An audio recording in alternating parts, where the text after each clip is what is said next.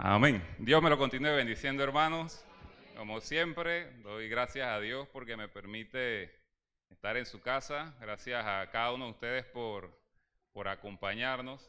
Hace unos días atrás meditaba de lo privilegiado que somos los cristianos de este tiempo, que todavía nos podemos reunir y alabar a Dios juntos, porque van a llegar años, no sé cuántos años pasarán, donde este tipo de reuniones no se van a poder hacer. Así que cada vez que usted puede venir a la casa del Señor, siéntase agradecido con Dios, siéntase privilegiado, porque la gracia de Dios está con nosotros. Entonces, nuevamente, me gozo en verlos, por la misericordia del Señor. Me toca hoy compartir su palabra. Voy a intentar ser breve y lo más claro posible para transmitirles lo que creo Dios puso en mi corazón para compartir en esta mañana, y ya más adelante pasamos a lo que es la entrega de los cariñitos que con mucho cariño, con mucho aprecio tenemos para cada uno de ustedes. Ya desde ya me voy a anticipar, regalos para todos hay, aunque cuando llamemos tal vez alguno que otro quede sin regalo, pero el regalo está por temas del tiempo y esto, pero ahí está. Entonces al final, si no le tocó, usted se acerca a mí y tenga plena seguridad de que usted va a salir de aquí con su regalo.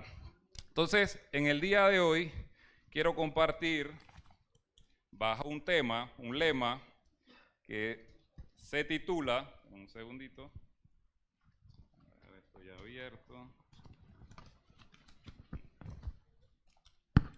Perfecto.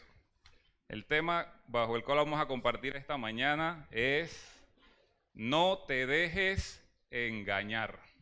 Repito, el tema es no te dejes engañar. Así que antes de comenzar voy a pedirle que me acompañe en oración para que el Señor nos dirija y desde ya vaya preparando nuestro corazón para que no nos dejemos engañar. Padre bueno, te bendecimos, te damos gracias Dios por este día, te damos gracias Señor porque sabemos que tú estás en medio de nosotros. Gracias Dios por el privilegio que tenemos de reunirnos. Dice tu palabra que cuando nos reunimos, Padre, y estamos en armonía, allí tú mandas bendición y vida eterna, Padre. Te pedimos que mandes bendición y vida eterna, te pedimos que por favor envíes respuesta, Padre, sanidad al que está enfermo, trae sabiduría, Padre, al que necesita tomar decisiones, Padre, y cualquier carga que puedan tener mis hermanos, Señor, sea quitada y que tu palabra, Señor, pueda hacer el trabajo que tú quieres que haga y salgamos de aquí edificados y que nos parezcamos más a ti, Señor, en el nombre de Jesús. Amén. Siéntese. Vamos a ver cómo desarrollamos este tema. No te dejes engañar. Si bien el nombre del tema es un título bastante sencillo, y yo estoy seguro que todos los que estamos aquí, ninguno se quiere dejar engañar. Todos sabemos que cuando nos engañan, ¿qué nos pasa? Algo malo va a repercutir en nuestra vida. Entonces nadie que está aquí quiere dejarse engañar. Pero lo que es cierto es que todos, consciente o inconscientemente, cada día somos objetivos de Satanás, donde él va a tratar de engañarnos, confundirnos y mentirnos, porque la palabra nos dice que el diablo es el padre de toda mentira. Entonces, antes de comenzar y pasar a algunos textos bíblicos, yo quiero presentarles algunos engaños típicos del enemigo y que a veces nosotros, con el afán del diario vivir, pensamos que es una persona lo que está detrás de esa calumnia, una persona que está detrás de ese bochinche, una persona que está detrás de esa situación que nosotros no entendemos y que puede ser una situación confusa para nosotros. Entonces, una de las artimañas del enemigo, y no piense que yo vine a hablar aquí de Satanás, la Biblia, antes de comenzar, porque va a decir, habla el diablo, háblame de Jesús. La Biblia, Dios en su infinita misericordia, en su palabra nos habla del amor de Dios, del perdón, de sus promesas, pero Dios tuvo a bien que en su palabra también quedaran registradas muchas de las artimañas con que el enemigo viene a robarse las bendiciones, el propósito y la comunión de sus hijos para con él. El libro de Efesios, capítulo 4, versículo 17, dice, porque no ignoramos las maquinaciones del enemigo. Y antes de eso dice, para que el enemigo no saque ventaja. Nosotros como iglesia tenemos la responsabilidad de mantenernos ahí cerquita de la palabra del Señor, de modo que conozcamos de Dios, pero también conozcamos todas esas artimañas con que el enemigo se quiere meter a nuestras vidas.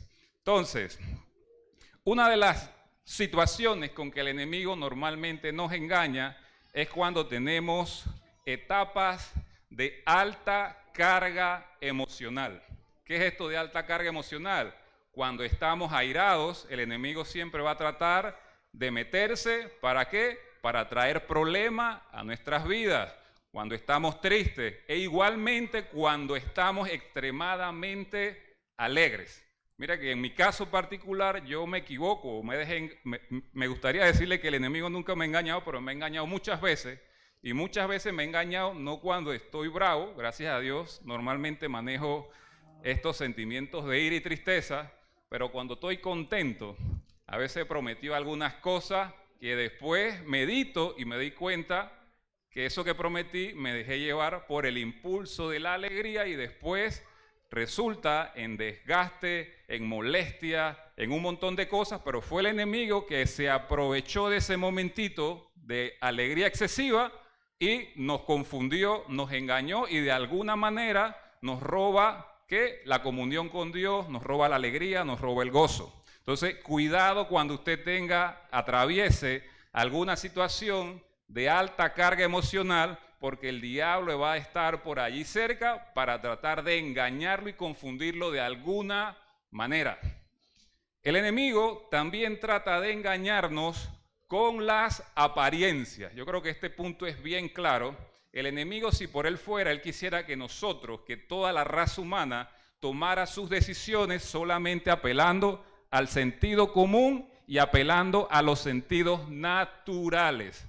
Pero en la Biblia, y estoy seguro que usted también, muchas veces ha tomado decisiones que aparentan ser la mejor, pero al final traen muchos dolores de cabeza. La palabra del Señor relata la historia de Sansón, relata la historia de Salomón, dos hombres que se dejaron llevar por las apariencias. En este caso, tanto Sansón como Salomón tomaron mujeres para sí, que no eran parte del pueblo de Dios, y al final Sansón quedó preso, quedó sin ojos, se murió temprano. Salomón, que era el hombre más sabio del mundo, dice la palabra del Señor, que aún con toda su sabiduría dio lugar a las apariencias, no obedeció la palabra de Dios y dice que al final de su vida su corazón se apartó de Dios. Entonces, cuidado con las apariencias, no piense porque está bonita, porque está bonito es de Dios, no piense porque el negocio pinta bien, que los números cuadran, parece perfecto, es de Dios.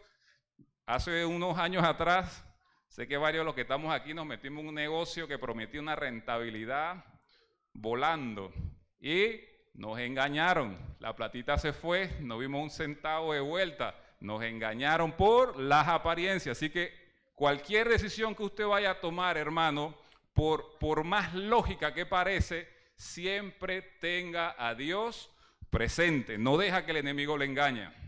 El enemigo nos engaña también con el afán y con el cansancio. En esa yo levanto la mano, a veces tengo un montón de cosas que hacer, a veces son cosas incluso ministeriales, incluso son temas como los regalitos, temas de la iglesia, y estoy entre tanto afán y tanto cansancio que se me va el día y descuido al más importante de nuestra vida, que es Dios. Hice un montón, pero no saqué tiempo para orar. O a veces llego a mi casa y digo, hey, voy a echar un pestañazo de 5 minutos, 10 minutos. Ahí que hay gente que está recibiendo. Y cuando va a ver esos 5 minutos y usted abre los ojos, son las 10, pero de la mañana del día siguiente. Se le fue toda la noche durmiendo y no oró. Y yo no estoy diciendo que si usted se acuesta una noche sin orar, que es pecado, ni se va para el infierno, por el enemigo sutilmente se va metiendo y cuando usted va a ver, no oró un día, después no oró 2 días, después no oró 3 días y cuando va a ver, la carne se va levantando y usted dice, ¿por qué me siento así como iracundo? ¿Por qué así me siento medio carnal? El enemigo lo está engañando con el afán y con el cansancio. No se deje engañar a través de las parejas emocionales. Este punto se cae de su peso. Son muchas las personas que lastimosamente se han apartado de los caminos de Dios o a veces incluso de los propósitos de Dios por pararle más bola a su pareja que a lo que Dios ya determinó para su vida. Así que aquí no vamos a profundizar. El enemigo nos engaña también con nuestras necesidades y cuando pasamos por el valle de la enfermedad. El enemigo pretende que nosotros pensemos, hermanos, que Dios perdió el control de la situación, pero nosotros sabemos que no es así.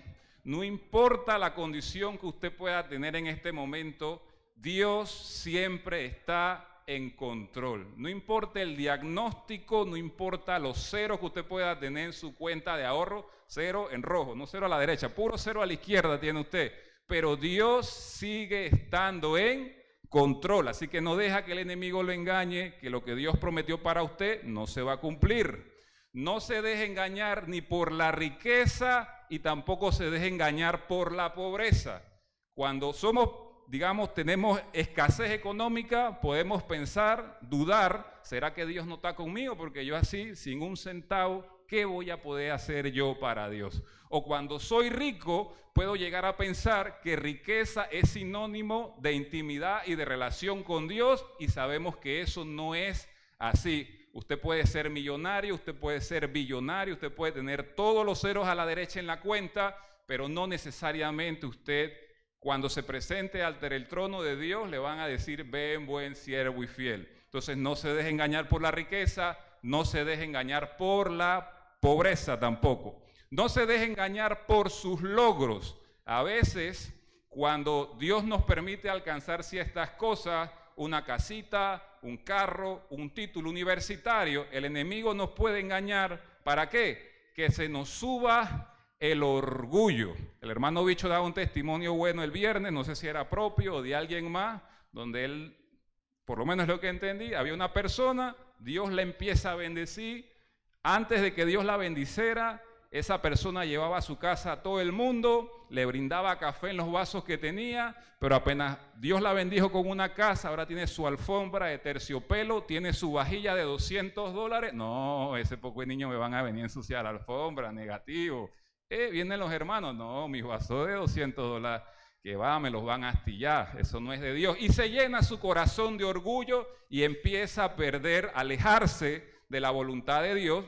Y una de las muchas voluntades de Dios es que mantengamos comunión con nuestros hermanos, pero a veces, ay, que ahorita el carrito está nuevo, ya yo no le voy a dar el bote porque esos hermanos me van a ensuciar el asiento. Eso no es de Dios. Entonces, no se deje engañar por las cosas que Dios les ha dado.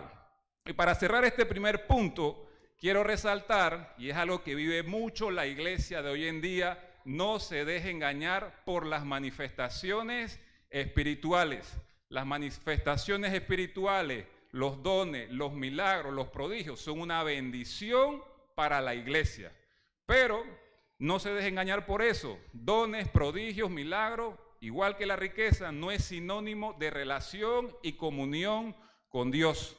Jesús dice, aprended de mí que echo fuera demonios. No, Jesús no dijo eso. Jesús dijo, aprended de mí que soy manso y humilde. En otra ocasión Jesús manda a sus discípulos y le dice, vayan, echen fuera demonios, sanen enfermedades. Los discípulos fueron, regresaron súper contentos diciendo, Jesús, maestro, en tu nombre se sujetaban los demonios, se sujetaban las enfermedades. Y Jesús le dice, no se alegren de esto, alégrense que su nombre esté escrito en el libro de la vida. Entonces, no se deje engañar, hermano. Gócese cuando Dios utiliza a un hombre de Dios, pero no se deje engañar porque manifestación, don, prodigio, no quiere decir que esa persona necesariamente tenga su corazón justo y recto delante de los ojos de Dios. Amén. Entonces, son muchas las artimañas que el enemigo va a utilizar para tratar de, ¿cómo le puedo decir?, desviar a los hijos de Dios y a los que no son hijos de Dios también de los planes que Dios tiene para cada uno. Y ahora sí quiero que vayamos a un versículo. Vamos a Juan capítulo 8, versículo 44, preferiblemente en la versión NTV. Juan 8:44 en la versión NTV, y vamos a empezar a ver algunas de esas características, cualidades, en este caso, del enemigo que Dios dejó en su palabra para que también conozcamos un poquito de este ser del cual nadie debe pretender ser amigo o tener una relación con él. Y el apóstol Juan dice así en Juan 8:44, vamos a ir desglosándolo poco a poco, dice: pues ustedes son hijos de su padre, el diablo. Así que aquí en este primer pedacito ya el apóstol Juan deja claro que todo el mundo no es hijos de Dios. Yo a veces escucho gente, incluso cristianos, no, porque todos somos hijos de Dios. No, no todos somos hijos de Dios. Dios no es padre de todo el mundo. Dios es padre de aquellos que hacen su voluntad. Si usted no hace la voluntad de Dios, le guste o no, así como cuando usted tiene su papá, le guste o no, ya usted nació, ese es su papá. Si usted no hace la voluntad de Dios, le guste o no, por más crucifijo, por más que usted venga a la iglesia, por más Biblia que usted tenga debajo del brazo, usted va a ser hijo de su padre, el diablo. Pero Dios no quiere eso. Dios quiere que usted sea hijo del Padre Dios Todopoderoso. Y dice, y les encanta hacer las cosas malvadas que Él hace. ¿Qué hace el diablo? Cosas malvadas. Si alguno que está aquí no tenía conocimiento de que tan malo es el diablo, déjeme decirle que el diablo solamente hace cosas malvadas. No se engañe y no pretenda que usted, viviendo a la manera que el diablo le ofrece, usted va a obtener algo bueno. El diablo solamente ofrece cosas malvadas. La palabra del Señor dice que el diablo, ¿a qué vino? El enemigo, el maligno, dice que el maligno vino a matar, el maligno vino a robar y el maligno vino a destruir. El enemigo no vino a traer, hermano, nada bueno. Entonces no se engañe, porque a veces cuando estamos bajo ciertas presiones de la vida, podemos llegar a pensar que algún ofrecimiento que sabemos que está medio torcido en cualquier área de nuestra vida va a resultar algo bueno. No se engañe, hermano. Todo lo que el diablo le ofrece es malo, aunque en principio se vea bueno. Solamente las cosas buenas, hermano, provienen de Dios. La palabra dice que toda buena dádiva, que todo don perfecto proviene ¿de dónde? De lo alto, del Padre de las luces, en el cual no hay mudanza ni sombra de variación. La palabra de Dios dice que solamente la voluntad de Dios es buena, solamente la voluntad de Dios es agradable y solamente la voluntad de Dios es perfecta, hermano. Entonces no permita que el enemigo lo engañe cuando él ofrece algo torcido en lo emocional, en lo económico, en cualquier área de su vida, y usted pretenda que va a salir algo bueno de allí, porque así no es. Seguimos leyendo por acá. Dice, él ha sido asesino desde el principio y siempre ha odiado la verdad, porque en él no hay verdad. Cuando usted lee esta parte, el enemigo odia la verdad y dice que en él no hay verdad. Si usted lo quiere ver de alguna manera, piense como en estos empaques de café, de chocolate o de alguna bebida. Todo este tipo de productos, siempre que dicen, presentan ahí el nivel de concentración de cacao, el nivel de concentración de chocolate o el nivel de concentración del fruto, cualquiera que sea, que usted se va a tomar. Si usted puede hacer una analogía y empacar al enemigo en algún tipo de producto, el enemigo diría 100% malvado, 100% mentiroso. Dice, en él no hay verdad, no hay cabida, hermano, no hay 1% de diablo bueno, no hay 2% de diablo bueno. El diablo es totalmente malo. Y el diablo, desde antes que usted y yo existiéramos, viene haciendo, hermanos, maldad a todo aquel que le presta su oído. Antes que Adán y Eva pecaran, desde la eternidad, sabemos que el diablo no fue siempre diablo. La Biblia, en el libro de Apocalipsis, capítulo 12, en el libro de Isaías, en el libro de Ezequiel, nos relata un poquito de cómo fue la historia del que el diablo dice que él estaba con Dios, dice que era perfecto, dice que era lindo, en ese tiempo se llamaba Lucifer, pero en algún momento por las mismas bendiciones que Dios le había otorgado, dice que su corazón se ensoberbeció, se creció, se volvió altivo y dice que quiso usurpar el trono de Dios. Y ahí el diablo no quiso hacer esto solo. Dice que, por lo menos es lo que se entiende de estos versículos que leemos, que el diablo fue a hablar con muchos de los ángeles que estaban en los cielos y me imagino que le ofreció, hey, vente conmigo, vamos a hacer una revuelta y te voy a dar la vicepresidencia. Necesita haber cambio de gobierno, ya toda la eternidad esté Dios gobernando, nosotros somos los que vamos a estar en la papa ahora. Habrá visto otro ángel y le dice, a ti te voy a dar la alcaldía.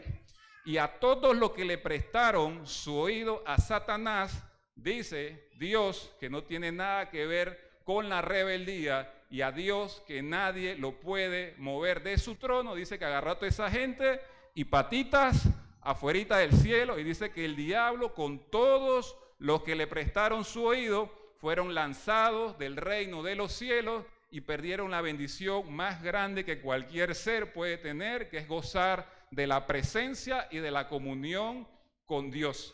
Si el diablo logró engañar a esos ángeles que eran testigos directos de la grandeza, del poder de Dios, cuánto más nosotros tenemos la responsabilidad, como dice la palabra, velad y orad para que no entremos, para que no caigamos en tentación. Hermano, si usted cree que usted no necesita velar, si usted cree que usted no necesita orar para poder mantenerse firme en Dios, déjeme decirle que ya el diablo lo engañó, porque ese es el método que Dios estableció para que nosotros nos podamos mantener claros, podamos identificar, podamos discernir los planes de Satanás en contra de nuestra vida. Y tiene que entender, hermano, que el diablo tampoco es tonto. El diablo, dice la palabra, que él vino a matar, robar y destruir. El deseo del enemigo es destruirlo completamente, primero en su relación con Dios, en su familia, en su salud, en su finanza, en sus hijos, en el barrio, absolutamente todo. Ese es el deseo del diablo, porque el diablo es malo, pero el diablo no es tonto, el diablo sabe priorizar. Y el diablo sabe que si él necesita darle dinero a cualquiera de los que estemos aquí para que usted se pierda, créame que el enemigo le va a dar dinero.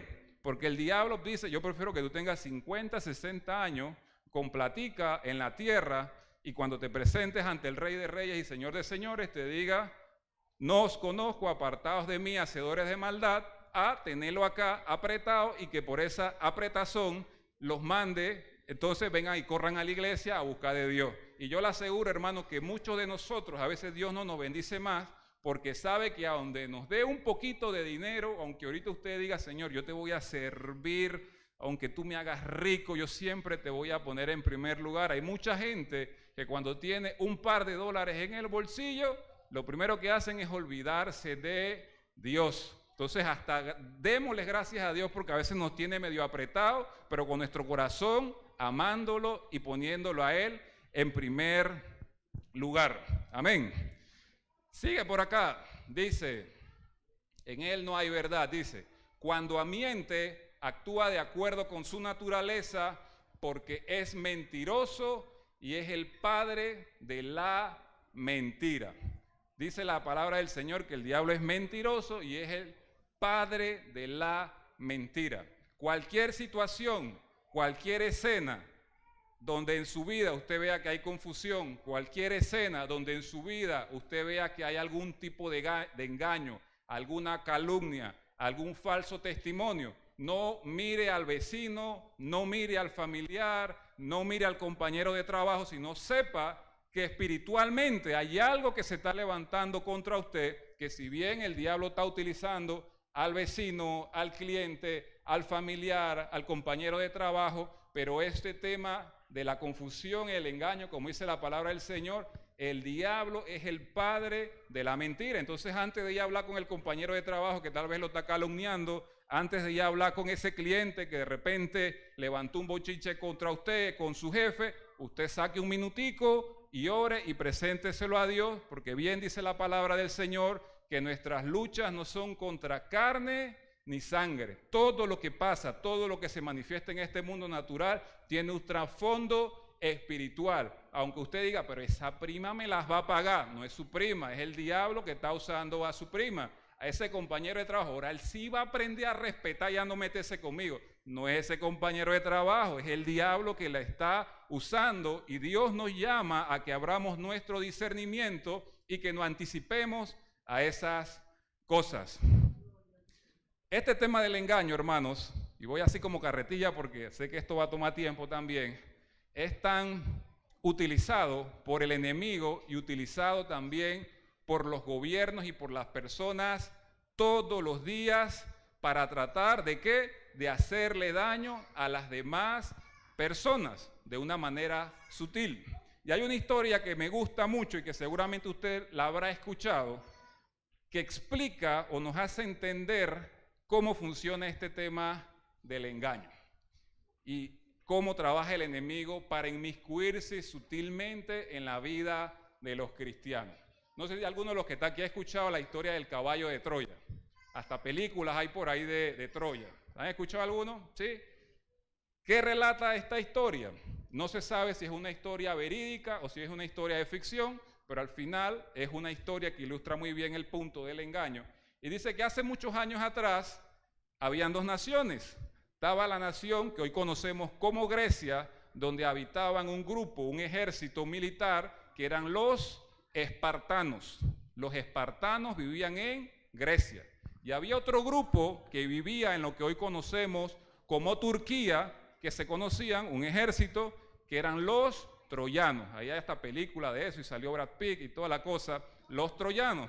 Y dice que un fulano de tal, de Troya, de Turquía, que se llama París, viaja a Grecia a robarse, a secuestrarse a una tal Helena, porque él estaba súper enamorado de Helena. París era un varón, era un hombre. Dice que él viaja de Turquía, donde están los troyanos, viaja a Grecia, donde están los espartanos, y se roba a esta joven que se llama Helena, que para París era la mujer más hermosa del mundo, y él quería estar con esta muchacha que se llama Helena. Pero dice que esta joven que se llama Helena tenía un esposo en Grecia, en Esparta, que se llamaba Melenao.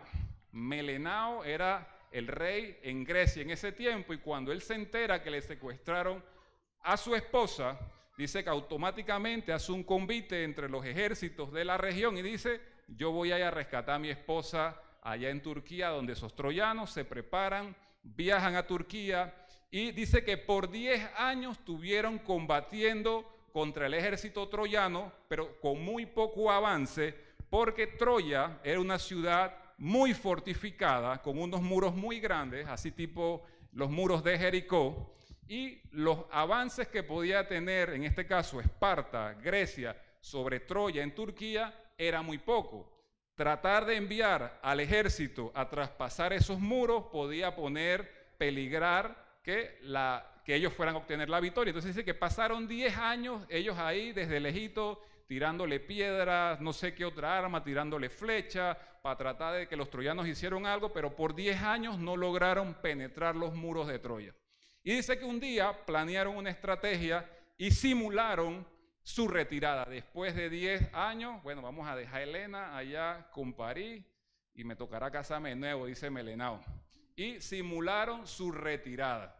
Y dice que se montaron en sus barcos y aparentaron que se estaban retirando, no sin antes dejar una especie de ofrenda en la entrada del pueblo de Troya, y dice que era un caballo de madera inmenso, los cuales los troyanos, al ver que el ejército espartano se había retirado, ellos se asomaron, no hay nadie, dice que abrieron las puertas y muy contentos, en celebración, dice: tenemos la victoria, los derrotamos, es más, una ofrendita nos dejaron, y dice que introdujeron ese famoso caballo de Troya dentro de la ciudad de Troya.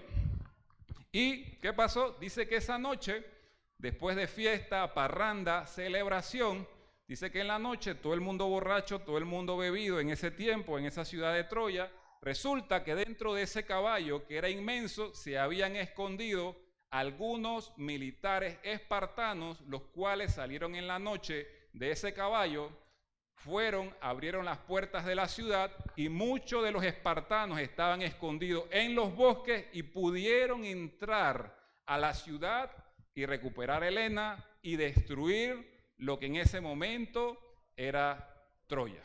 Y esta historia se repite casi a diario en la vida de los cristianos. El diablo muchas veces es paciente, buscando la manera, implementando una estrategia para meterse en su mente, para meterse en su corazón y robarle los planes que Dios tiene para su vida o robarle las bendiciones que Dios ya le había dado o que les quería dar. El diablo, hermanos, se va a valer de cualquier estrategia y por eso el tema de esta mañana es: no te dejes engañar. Hay un dicho que no está en la Biblia, pero dice que camarón que se duerme se lo lleva la corriente, hermano. Esto no está en la Biblia, pero es una gran verdad. Si usted se duerme, si usted no vela, si usted se descuida, hermano, el diablo le va a robar las cosas que Dios quería para ustedes. Y yo siempre, usted va a escuchar en mis mensajes cuando predico, porque yo soy de los primeros que cree que la iglesia está llamado a ser cabeza, no solamente espiritual, sino cabeza en la sociedad también, pero a veces no lo reflejamos porque nos hemos dejado engañar por Satanás y el diablo vive saqueándonos, y parece que somos igual que esos indígenas en el tiempo de antes que dice que cambiaban espejito por oro y nosotros decidimos cambiar lo eterno y lo grande de Dios por lo temporal que el diablo nos ofrece. Entonces, si ya usted se equivocó en el pasado, hermano, mi exhortación, mi deseo en estas mañanas, dice, no vamos a llorar por la leche derramada, pero que de hoy en adelante usted viva apercibido en cada área de su vida para que el diablo no le siga robando todo lo bueno que Dios le quiere dar. Amén. 2 puntitos más y terminamos, porque tenemos que pasar al otro lado y quiero que leamos otro versículo que está, ya les digo, exacto, 2 de Corintios 11:14. 2 de Corintios 11:14. Perfecto. Acá en la versión NTV dice, pero no me sorprende para nada. Es decir, no me asombra, no me parece raro. Dice, aún Satanás se disfraza como ángel de luz.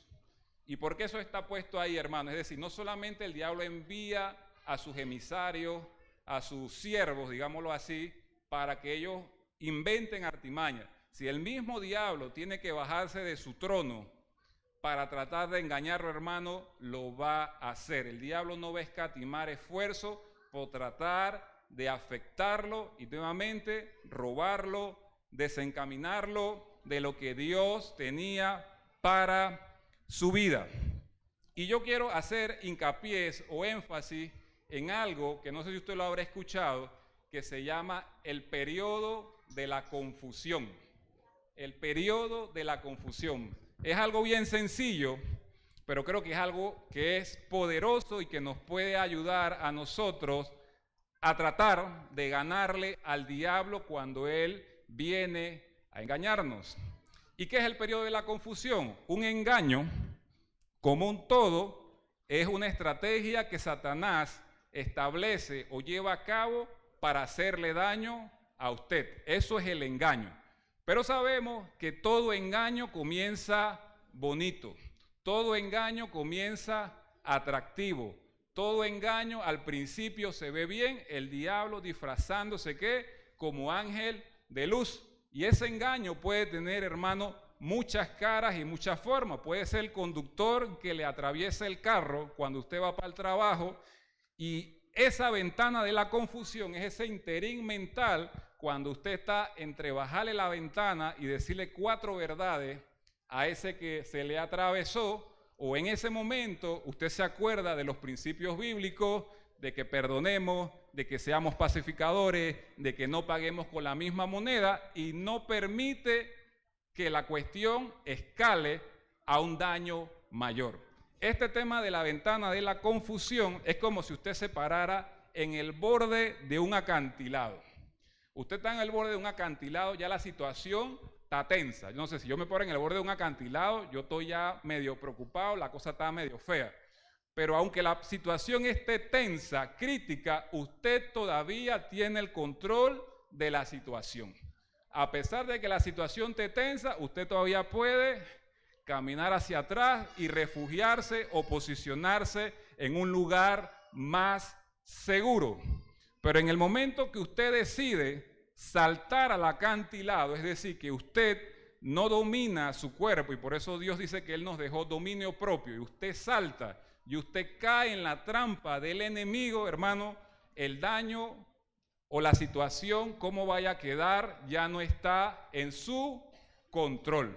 Entonces, yo lo invito, hermano, en esta mañana a que usted identifique esa ventana de la confusión en cualquiera sea el área que el enemigo lo esté tentando a usted, y yo le invito a que usted no salte al acantilado, porque créame que el daño, lo que va a pasar, va a ser feo, horrible, y el diablo o lo va a matar, o el diablo le va a robar algo, o el diablo va a destruir algo que usted tiene. Entonces, identifique. Imagínate que yo en estos días fui al Parque Urracá, a veces voy al Parque Urracá a correr en la noche, y estaba el Parque Urracá bastante vacío. Yo llego en mi carro, me parqueo, y al momento todo el parque vacío, no había actividad, no había nada, y de la nada se me pega un tipo en el vidrio y me dice, son $2. Son $2, así como los bien cuidados, pues, y el parque vacío, no es ni siquiera que me ayudó son $2.